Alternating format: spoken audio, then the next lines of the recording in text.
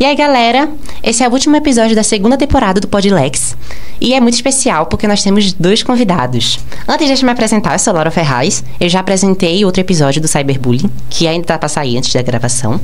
E essa é Maria Beatriz, eu apresentei o do professor. Se apresentem. Olá, eu sou Arthur Correia. Olá, bom dia. Eu sou Laís Vitória. Então, esse episódio a gente vai falar justamente sobre o ponto de vista deles nesse sentido de educação digital, a consciência digital. Então foi por isso que a gente trouxe eles e hoje é um dia bem especial que eles e toda a galera da escola deles estão aqui também prestigiando a gente. Enfim, vamos começar? Enfim, começando as perguntas. Como a tecnologia e a internet influenciam a sua vida acadêmica? A vida de vocês, no caso. De uma forma geral, né? Responder de uma forma geral. Como a internet influencia na nossa vida, eu acho que a internet ela é um meio de uso para todo jovem. Todo jovem que entra no ensino médio e sai dele para ir para uma faculdade, para uma universidade, ele precisa de internet para saber, para se direcionar, né? Para procurar um projeto de vida, ver na internet inspirações daquilo que ele quer seguir, de uma profissão na vida que ele quer ter. Eu acho que a internet influencia muito na vida do estudante que sai do ensino médio e vai para uma universidade. Influencia até demais, inclusive. Bom, eu acho que voltado mais para a escola, creio que influencia muito, principalmente estudantes da rede pública, porque em várias situações, a gente não... acontece não ter aula, por exemplo. E aí, tem aquela questão de ter uma aula, vai no YouTube, assiste essa aula, e aí pode ajudar em questão de prova mesmo. Então, acho que influencia muito. Bom, sobre a desigualdade no acesso à tecnologia, né? Vocês já se depararam com alguma dificuldade e como vocês acham que isso impacta, de fato, no aprendizado de vocês ou de alguns estudantes, alguns colegas de vocês que passaram por essa situação? O maior exemplo dessa pergunta que você fez agora foi a pandemia, né? Onde a gente pôde ver que as nossas aulas foram todas remotas e a maioria não, né? A minoria dos alunos, alguns alunos que não tinham acesso ao celular, não tinham acesso à internet, né? Que ia para a escola apenas para pegar papel, ofício, que era impresso, né? E para estudar em casa porque não tinha acesso à internet. Deixa eu dizer, como assim, essa deficiência, né? Esse déficit que foi a pandemia para acabar com o estudante em relação a isso, que não tem acesso à internet para conseguir acessar as aulas da escola, acessar o conteúdo de algumas matérias, né? Isso que impactou na vida do estudante, esse problema, né? Você deu um exemplo muito bom. A terceira pergunta. Já se depararam com situações de preconceito nas redes sociais, outras mídias digitais? Sim, isso é muito comum, principalmente na época de hoje, quando questões como, pessoas trans e pessoas gays, por exemplo, elas estão sendo mais vistas. E isso, acaba meio que forçando essas pessoas a serem mais militantes, sabe? E, acaba criando uma militância maior e um julgamento maior. Então, essa questão da desigualdade e tal, isso é muito presente em todo o meio. Os ataques também, é uma coisa muito difícil. É uma coisa que a gente convive todo dia, né? Eu, particularmente, atualmente, né? Eu sou presidente de Grêmio. Ela também faz parte do Grêmio da escola. Sim. E a gente convive com isso todo dia. O preconceito é algo que a gente vê e vive com ele todo dia dentro da escola, né? Não só esse preconceito que ela falou, como a transfobia, a homofobia, mas o racismo, a gordofobia, a xenofobia dentro da escola é algo que a gente vê muito, né? E na internet é o que mais tem. Um exemplo disso foi o Vini Júnior, né? Um tempo desse, no campo de futebol, um jogador famoso, e praticaram, né, o preconceito com o jogador, né? Imagina uma minoria, né? Pois é. E vendo isso, né? Vendo no sentido das mídias digitais, vocês acham que exige de fato muita representatividade nas mídias sociais, tanto de pessoas pretas, tanto de pessoas, enfim, desigualdade de gênero de um modo geral? Vocês acham que precisa de mais representatividade? E de fato, assim, e às vezes as representatividades elas sofrem com isso. Então, o que é que vocês acham sobre esse assunto? Precisa. Precisa muito, inclusive, né? Eu acho que também eles não se soltam muito, esse tipo de pessoa que dá para nos representar, que é uma boa representação para nós, por medo, né? Hoje alguém tem medo de mostrar que é trans no meio da rua. Exatamente. Não é? Hoje alguém tem medo de mostrar que é gay, que é lésbica. Hoje alguém tem medo de dizer o que é, com medo de apanhar, de acontecer alguma coisa, de o pessoal lhe escandalizar na internet, lhe fazer uma vergonha, alguma coisa assim. E é o que nos falta, mas também a gente conhece pessoas que nos representam que super nos representa. Eu, como negro mesmo, me sinto muito representado por Gilberto Gil, por Maria Bethânia. São pessoas que eu me sinto representado por aquelas pessoas, por Preta Gil. Pessoas que eu me inspiro e vejo representatividade da cultura negra naquelas pessoas. Até usando o meu caso, eu sou uma mulher trans. Eu tô até falando isso pela primeira vez no podcast. E eu tô vendo um crescimento muito grande de produtores de conteúdo que falam sobre essa questão da orientação de gênero. E isso me abriu muito. Eu me senti muito acolhida numa época da minha vida que eu tava me sentindo muito confusa. E foi muito bom. Essa questão da representatividade é uma coisa fantástica. Mas precisamos demais, né? Precisamos demais. E eu fico feliz que mais pessoas, mais pra frente, vão se sentir acolhidas também, não vão se sentir sozinhas. Assim esperamos, né? Uhum. Como o Arthur falou, ele falou essa questão de, tipo, não ter representatividade muito grande por uma questão de medo, mas eu também acrescento que eu acho que a falta de representatividade que a gente sofre e tal é mais uma questão de invisibilidade.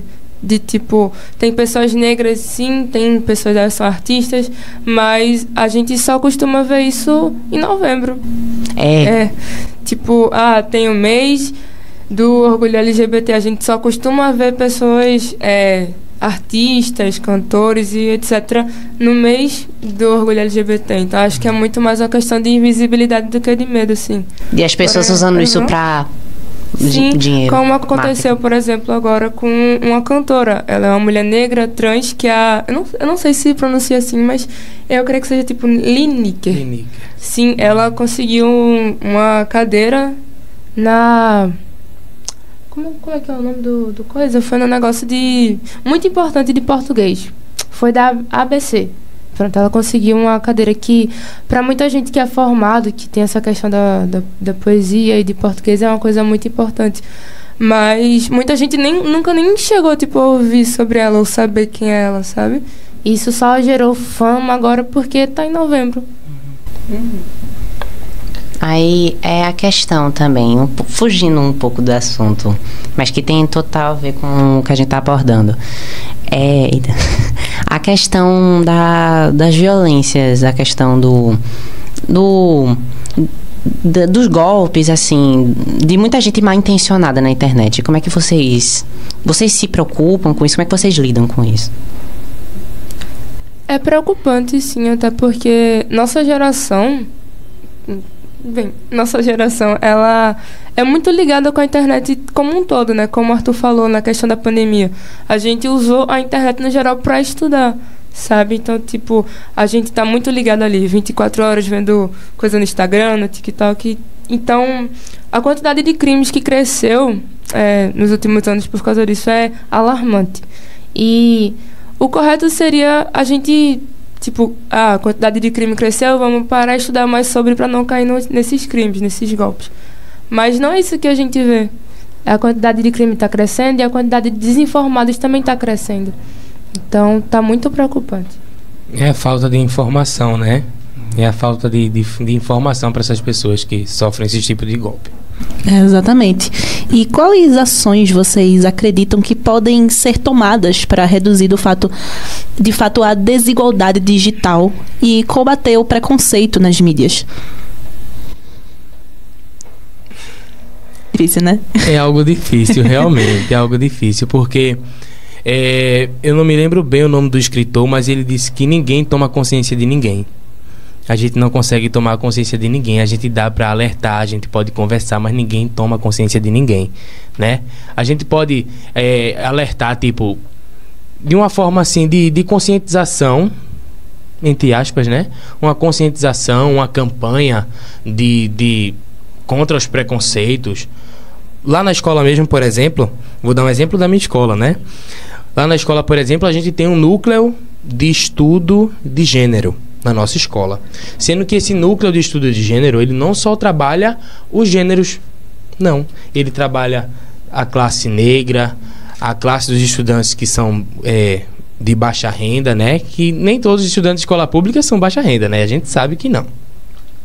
Mas a maioria é baixa renda, é aluno, é pobre, é negro, mora em favela. A maioria das vezes é gay, é lésbica, é trans. E esse núcleo de estudo de gênero trabalha isso com nós que somos jovens. Então, uma forma da gente tentar combater isso é formando um grupo de trabalho. É uma forma de combater. Vamos fazer uma página na rede social pra gente comentar. Vamos procurar saber o que é que eles acham, o que é que o pessoal lá fora acha sobre esse assunto, o que é que o pessoal lá fora sugere sobre esse assunto, como a gente pode acabar de uma forma, porque é uma guerra de séculos, né? O racismo é uma guerra de séculos. A homofobia também é uma guerra de séculos. É muito tempo. Uhum. E para encerrar, como a escola e a comunidade podem contribuir para uma nova consciência digital mais ampla entre os estudantes? Boa pergunta e muito difícil, aliás. Mas creio que trazendo muitas informações, como o Arthur falou, tipo, vários assuntos que não eram muito abordados agora estão sendo.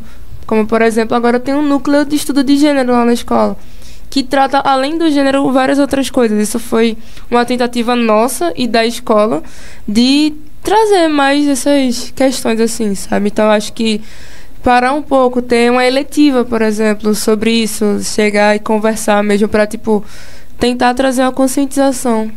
Acho muito importante. Tudo começa de baixo, né? De pouquinho. Começa de um grupo, depois tá aquilo se espalhando, né? Se proliferando aquela informação e depois chega, né? No ouvido de todo mundo. E esse foi esse episódio. Foi incrível ter vocês, a conversa foi maravilhosa. Vocês acrescentaram muita coisa. Que bom, o prazer foi nosso. De fato, e foi um prazer também ter vocês e a turma de vocês, a turma assim, né? Eu sei que teve bastante gente da escola que veio também, mas foi um prazer ter vocês aqui.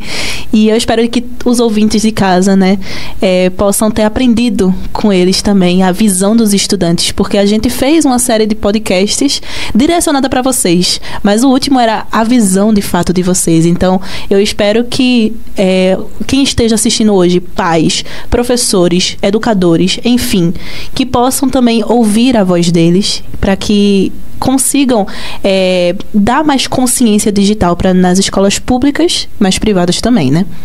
A voz do estudante é a voz de Deus. Bom, é isso, minha gente. Muito obrigada por ter assistido mais uma temporada do Podlex. Eu agradeço demais a todo mundo que compartilhou. Foi incrível, incrível, incrível. E é isso, sigam a gente nas redes sociais, Podlex com 2x, nos acompanha no YouTube também. E é isso, beijo pra vocês. Até a terceira temporada.